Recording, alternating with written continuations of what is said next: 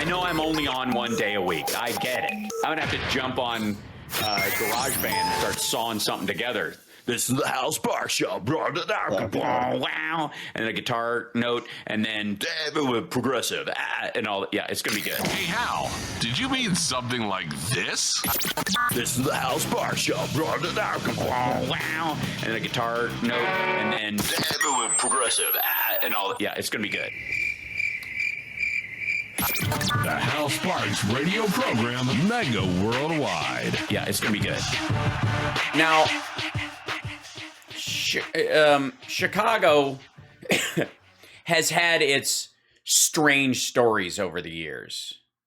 It has had tales of criminality, and from from the sublime to the ridiculous, from true, from the high crimes of Al Capone to Geraldo's breaking into Capone's vault. Like the bridge, in the spectrum of all that, there's been a lot of extraordinary criminality and ridiculousness related to high profile criminality in the States. And one of the biggest stories that hit Chicago and caught everybody off guard was the Jesse Smollet, we now know, fake hate crime.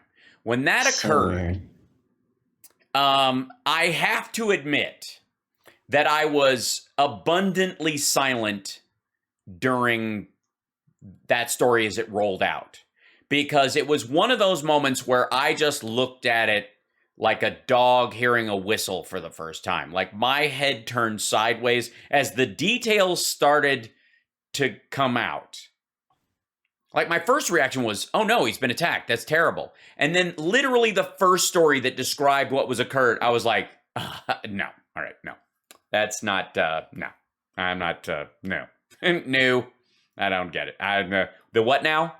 And if you have not seen, for all the back and forth about Dave Chappelle these days, if you have not seen his bit about Jesse Smollet, I recommend it, because in a lot of ways, it's where I found sort of an instant psychological camaraderie in dealing with this thing as the story rolled out about it. And then he did this interview with on ABC's Good Morning. Was that Robin Roberts that he did the interview? ABC, yeah. I'm not sure. Yeah, something like that. Anyways, as the story the more details we got, the worse it became. And then and then the picture of his actual attackers came out. The only one available, and of the Osundario brothers. And they were, the fact that the story had been told that they were, the two white guys in MAGA hats had yelled racial and homophobic epithets at him. And anti-gay, not homophobic. It's not a disease. It's a disgusting personal trait. And they'd beat him up, and they'd pour bleach on him and hung a noose around his neck. Like, it was like a puzzle pieces of the worst racist attack that someone could survive. Yeah. Happening, right?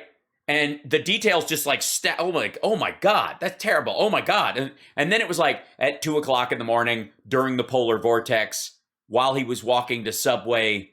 What? There was you're on television, Postmates, nothing. Postmates. It's not a can of soup in the, it's negative 20 degrees out. It was crazy. So as the details came out, it became increasingly in a very short time, within, I would say, 3 hours, I was like, no.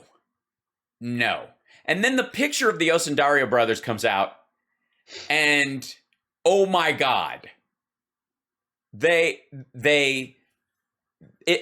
looked like an Onion headline. It looked like the Onion went when we found out that it was carried out by two black men. That the idea was let's find a very funny picture of two shirtless, muscle bound dudes who are supposedly the MAGA. Like, it was just it was so bizarre. It was so off the rails. And then, I mean, it was the biggest moral issue for, I think, a lot of people was that when people are really the victims of hate crimes, now they have to deal with this fakery when they're expressing what's happened to them that will tap the brakes on anybody believing them. You know, these things stack up over time. Much like there was a recent story about a woman who just had to, the man she accused of rape and wrote a book about her experience. Turns out he was not guilty. The book is being pulled from the shelves. He's been let out of jail. It's a horrifying story. And the story itself is not true. And that stacks on top of the difficulty women who are victims of sexual assault have to deal with when they're in these circumstances. It's a terrible, terrible thing, in many ways on par with the crime itself. Because the individual crime hurts one person, 1-to-1. You lie about this person and this attack. In the case of her, this guy went to jail. In the case of the Osundario brothers, it was a rig from the beginning, from Smollet working with these guys. But the idea is that now, but in when you're faking these things, it affects all the victims, true victims of these circumstances. It makes all of their lives harder in an already, the most painful situation to ever occur to them in their life. I mean, being the victim of a hate crime and being the victim of a sexual assault are two of the worst things that can happen to an individual in their life. I mean, think about the emotional impact of an attack like that and the physical attack. If you end up with scars that you look at every time and relive the situation, all those things. And then imagine going to tell people what happened to you so that they can stop the people who did it. Because in those particular instances, especially when it comes to a hate crime, the reason we have hate crime laws is because this person is not attacking you because of a personal issue with you. They have an issue with anyone who even remotely looks like you or lives like you or prays like you. And therefore, anybody who looks like you, lives like you, or prays like you is in danger because this person is on the street. And that's why you have to get them off the street. Because the public at large is more in danger. And so for Jesse Smollet to do this for money is grotesque. Wait, so, he did it for money? Yeah, he was trying to get a raise on Empire. Allegedly he sent a fake letter with death threats. And I remember that. Remember that? He was sending things to the set of the show. Right. And they didn't take it seriously, largely because I got news for you. All TV shows receive weird letters written in crayon from fans. And, I used to have a crazy fan on Talk Soup who used to steal things and mail them to me that she thought I would like. She was like, I thought this shirt would look good on you. What was your favorite thing? We returned them, quit it. We had to call the cops because they still had the little anti-theft tag thing on them. Yeah. And Tom on the show always used to joke with me, because the woman was in Ventura, California, according to the packages. And he goes, she's only a bus ticket away. He just would dig at me and make a joke about it. Because I don't think he viewed it as a genuine threat, right? That it was just kind of a hapless crazy. But those are sometimes the ones that do bring damage to your door. People have experienced less, right? More from less. And so in this particular case, they deal with, that's how a lot of shows deal with it until it reaches a certain point, until there's an overt threat or whatever. And in this particular instance, it was so on the nose and misspelled. There was probably a feeling that this guy couldn't even drive a car, much less get here. And we got security, we'll be fine. And there is now, we now know that the jury has seen video.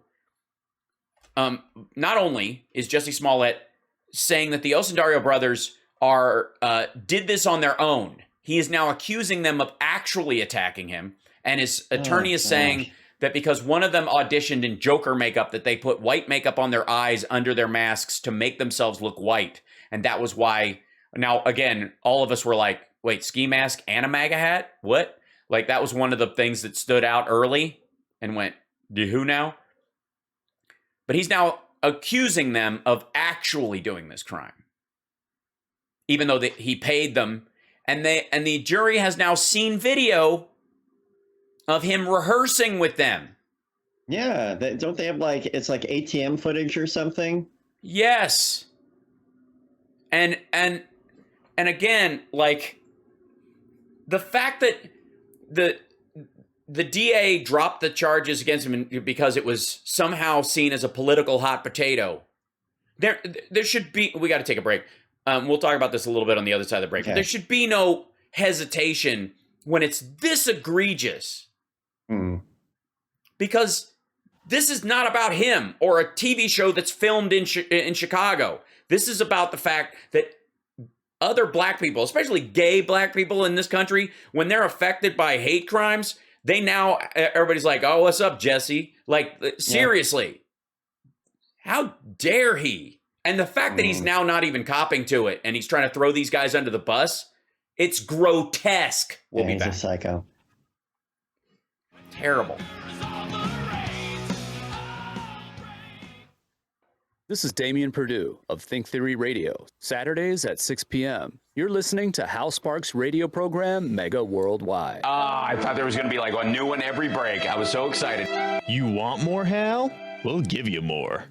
Hal Sparks' radio program, Mega Worldwide on Chicago's Progressive Talk, WCPT 820. Hoo-yah! So I think the one thing that stood out to me about the Smollett thing is the defense's tactic to blame the Osundario brothers, who were paid to basically put on this performance, which I don't even know crime-wise where you go with this. Like, they participated in a fraud with him. You know, maybe they could be on the hook for some of the money spent by the city of Chicago. Maybe they could be on the hook for if he got a raise if it worked and he got a raise from the Empire producers, like, oh my God, our one of our stars was targeted and therefore we have to give him more money. And they did it. And then they found out about it later. Would these guys be on the hook for the money that the production company kicked out under this pressure that was artificially created? And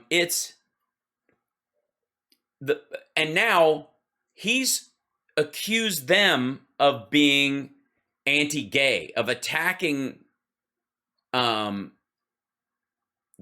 attacking him on purpose because they are anti-gay. Now, Bola Osundario said that he and Smollett would go to a bathhouse in Boys Town together and smoke weed at his apartment. They hung out, literally. And so the idea that he would, and he was alleging on the stand that he bought drugs for Smollett before. Like, this was basically this was a friend that was so on the. I've got a guy.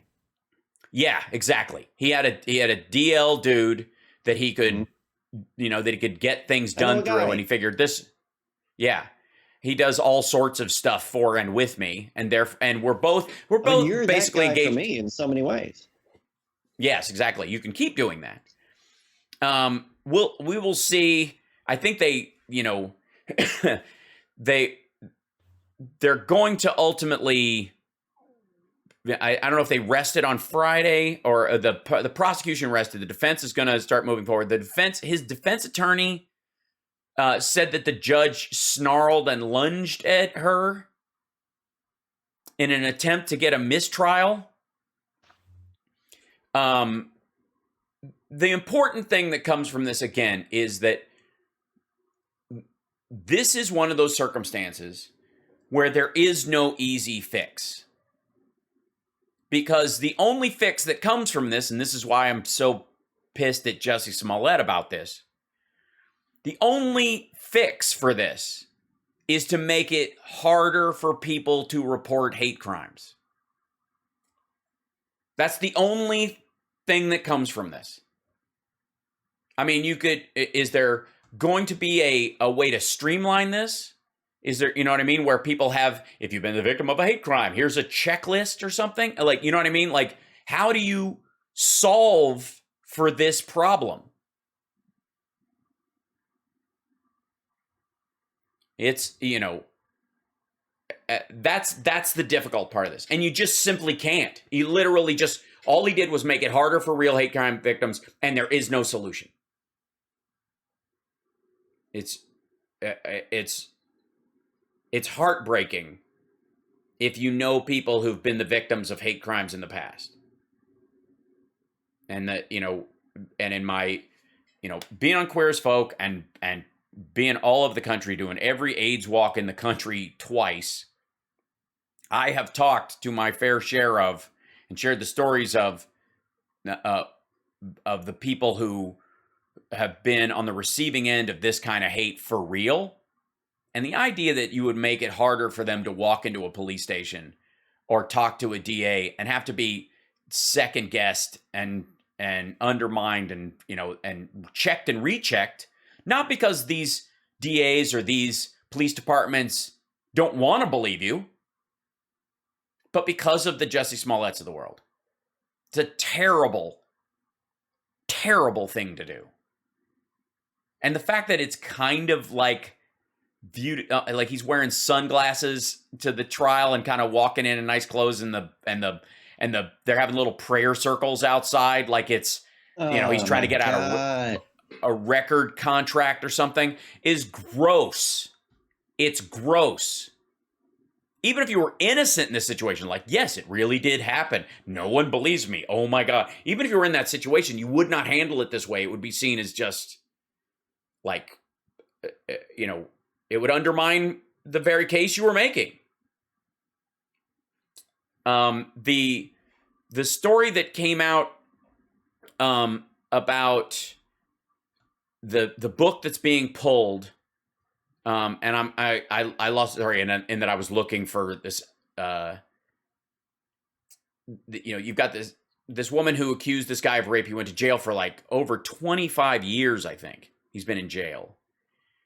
And now, the only way they discovered that this guy was innocent was they started to make a movie from this woman's autobiography that dealt with the situation, and the producer in them talking about the scenes and how they were going to put the film together was like, wait a minute, that's not what you said. And the producer themselves, who was supporting this project and was making it in the process of it, went, oh, that's not what you said. That's something's fishy here. And ultimately, that's what led to this person getting out of jail. And again, I'm gonna I'm gonna have to look up Do it. Yeah, the book title on this.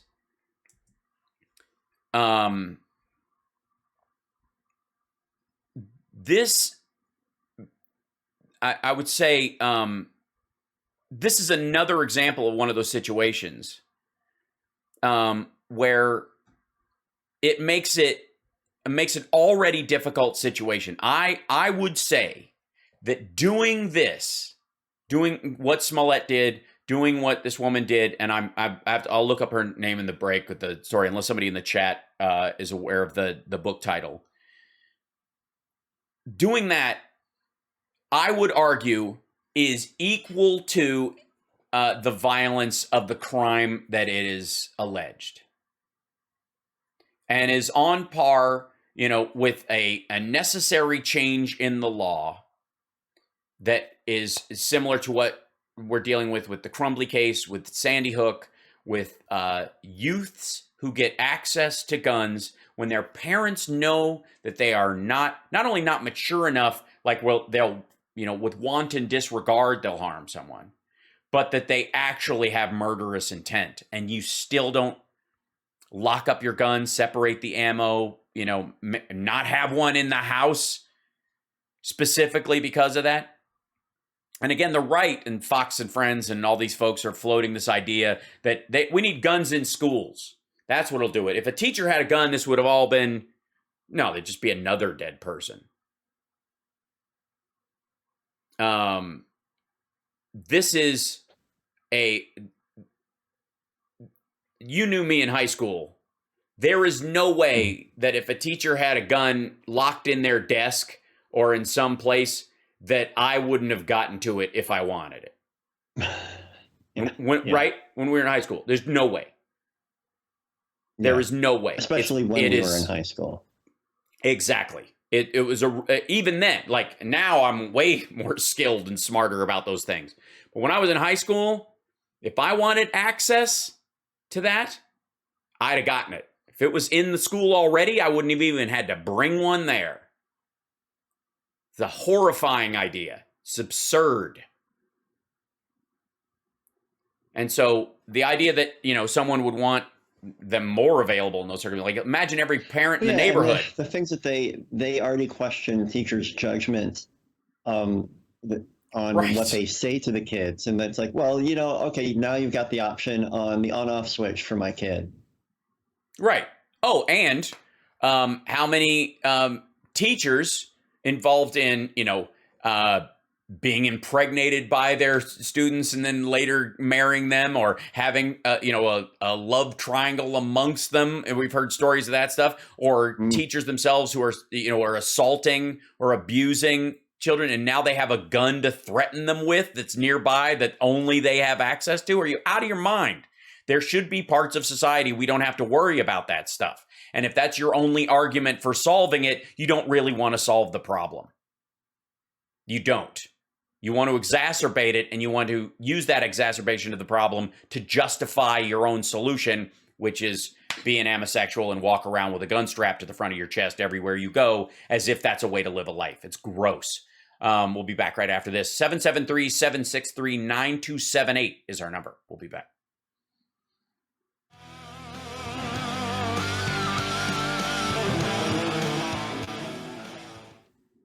I know I'm only on one day a week. I get it. I'm going to have to jump on GarageBand and start sawing something together. This is the Hal Sparks Show. Wow. And a guitar note, and then progressive, and all. Yeah, it's going to be good. Hey, Hal, did you mean something like this?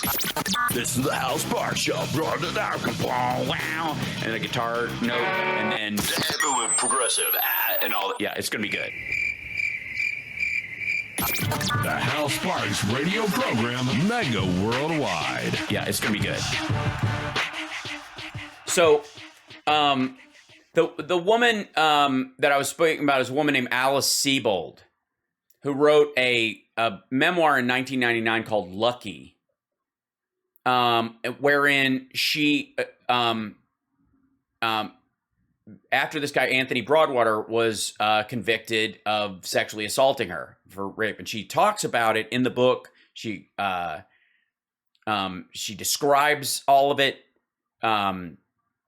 He was exonerated, and Simon & Schuster ceased distribution this week, and have pulled the book. He spent 16 years in prison. He was convicted in 1982. He continued to profess his innocence and was finally exonerated last week.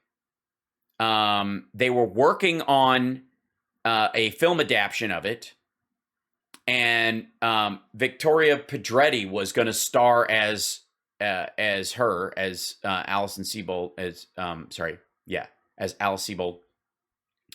And it was because of Timothy McKiente. I hope I'm Mucciente. I'm Mucciante. Mucciente. I don't know. It's a nice name. I hope I'm doing it justice. Who was a producer on the film adaptation, started noticing discrepancies between her description in that described the trial and the event, and he left the project and he hired a PI to look into it, which led to the exoneration of this man, Anthony Broadwater. She wrote a Medium post apologizing, but the book has been pulled, and it is, in those situations, again, imagine if there had been Twitter when this guy had gotten charged. Yeah. Already it's tough enough in those circumstances. And that's where I would say to people, in these circumstances when stuff like this comes up, there is reason to you want the law to play out the way it's supposed to. You want to espouse your own ethics and your beliefs about a circumstance as you see them. But at the same time, a lot of stories can have fishhooks in them if you're not careful. And it is crucial that you just weigh that when you're responding to things is the primary aspect of it. Now, on to I've had some requests about this in the chat room about the Ghislaine Maxwell trial, which is happening, which is a spectacle within a spectacle that we're not allowed to spectate on. It's been kept relatively under wraps in that regard. There's no cameras in the courtroom, but there, by all measure, by her own admission and by the and from the victims that we're hearing, multiple victims that we're hearing about, that Epstein and Ghislaine Maxwell were thick as thieves and both equally monstrous, and that she facilitated his monstrosity, and ran his house of horrors. This is not the first time something like this has happened in human history. It will not be the last time. The main reason why this becomes a story for a lot of people is the involvement of the rich and famous around this dude and her, that they were both, political and charity gadflies, that they involved themselves in a lot of stuff to both find cover and compatriots in all these situations. There's, the famous video of Trump partying with Jeffrey Epstein at a party that they were the only two guys at.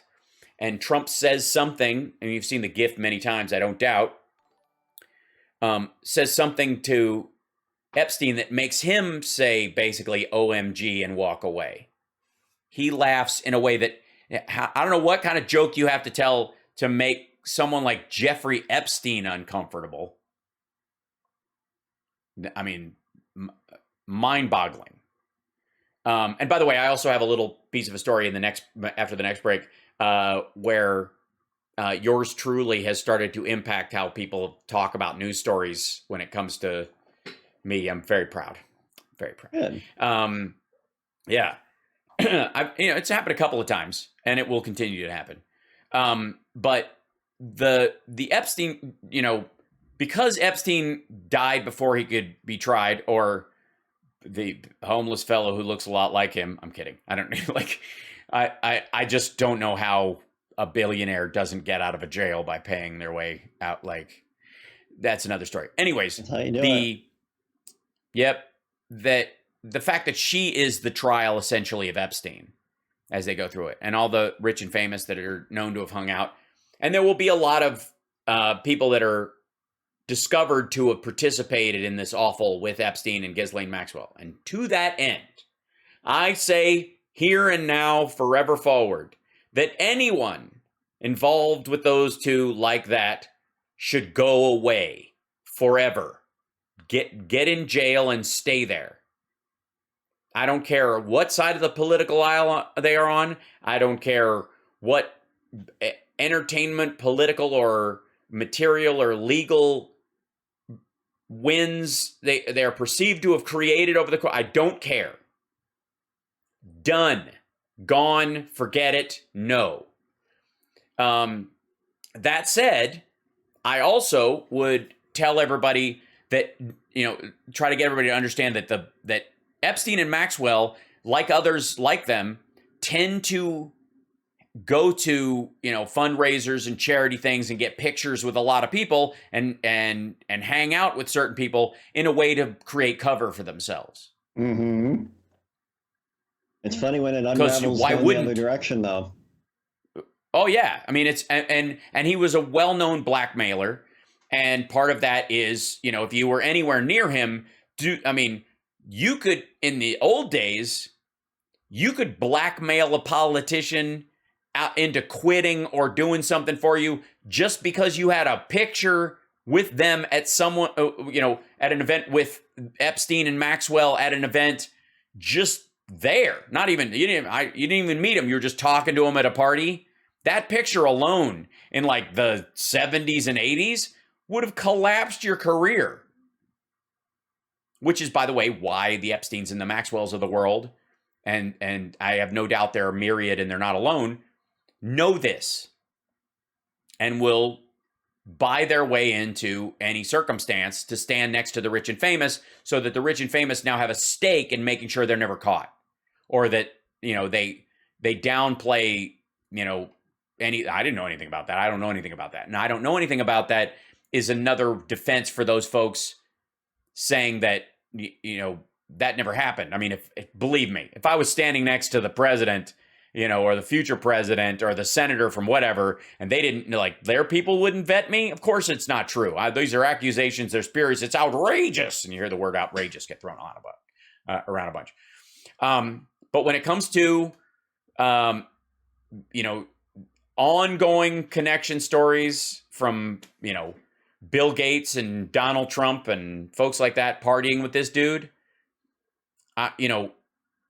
either you're a horrifying judge of character, and the fact that you have as much money as you have, in the case of, Bill Gates, it's real money.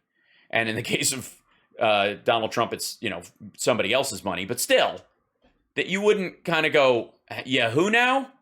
Who's at the party? Who's coming here? Who am I hanging out with? What does he do? He does what? Yeah. What do you mean he has an island? What do you mean everybody talks about him flying teenage girls to his island? What are you talking about? You know what I mean? That you don't have that conversation about that guy the second time he's at a party, or the fifth time? The answer is no. And if you want to look at, look up pictures of Donald Trump hanging with Epstein and Ghislaine Maxwell, he's wearing a lot of different suits. Trump dresses the same almost all the time. But the way you can tell is that Epstein and Ghislaine Maxwell and Melania are all in different outfits in all of those pictures. Those dudes hung out. And awful. My feelings about, I don't know that I'm outside the norm in any way about my feelings about Ghislaine Maxwell and the accusations made against her and the obvious, just constant, never-ending barrage of information and the fact that the victims were children. I think we all have a definite line in the sand over that kind of stuff. Is just hideous. They're just hideous people, period, end of story. And if I never have to hear about somebody like that again in my life, it'll be a win. But she's going to go away for a long time. Count on it. That she and every penny Epstein left behind will be divvied up amongst his victims and their lawyers. And hopefully the majority of it will go to the victims themselves. It will never make up for what they went through.